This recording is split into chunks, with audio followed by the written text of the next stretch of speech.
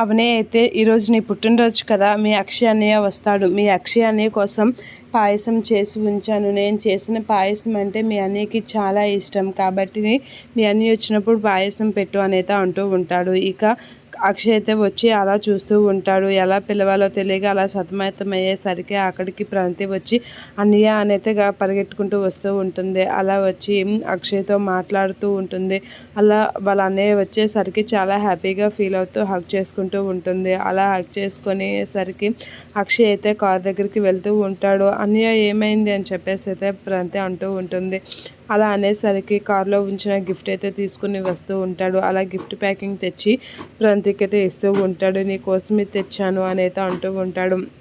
ఇక ప్రణతి అయితే చాలా హ్యాపీగా ఫీల్ అవుతూ ఇంట్లోపలికి పిలుస్తూ ఉంటుంది. కూర్చో అన్నయ్య అని చెప్పేసి అయితే అంటూ ఉంటుంది. ఇక అవని అయితే అలా చూస్తూ ఉంటుంది అక్షయ్ని. ఇక అక్షయ్ దగ్గరికి వచ్చి పాయసం తీసుకొని వస్తూ ఉంటుంది ప్రణతి. అలా పాయసం తీసుకొని వచ్చి తినన్నయ్య అని చెప్పేసి అయితే అంటూ ఉంటుంది.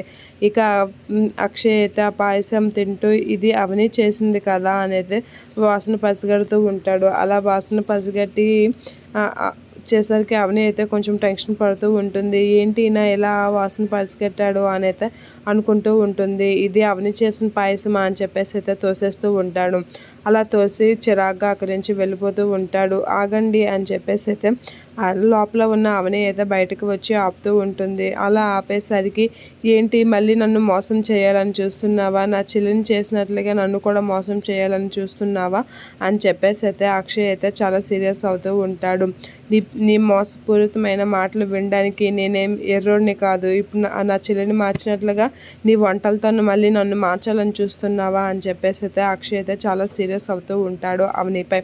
ఇక అవని అయితే అలా చూస్తూ ఉంటుంది. అది కాదండి అని అవని చెప్పడానికి ట్రై చేసినా సరే అక్షయ్ అయితే చాలా సీరియస్గా అవని వైపు చూస్తూ వెళ్ళిపోతూ ఉంటాడు. షాక్ అవుతూ ఉంటుంది అవని.